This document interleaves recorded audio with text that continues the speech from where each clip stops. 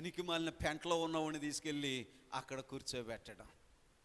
దేవుడు ఇలాగూ చెయ్యగలడు అని రుజువులుగా ఉండడానికి పాత నిబంధనలో కొంతమందిని చూపించాడా లేదా?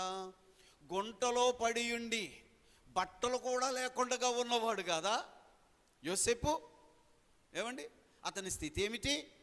అన్నలు బట్టలు తీసి ఒక మేకను కోసేసి ఆ రక్తంలో పిండేసి, నానా ఇదిగో ఈ బట్టలు తమ్ముడియేమో చూడు అని చెప్పడానికి అటు బట్టలు కూడా తీసేశారే.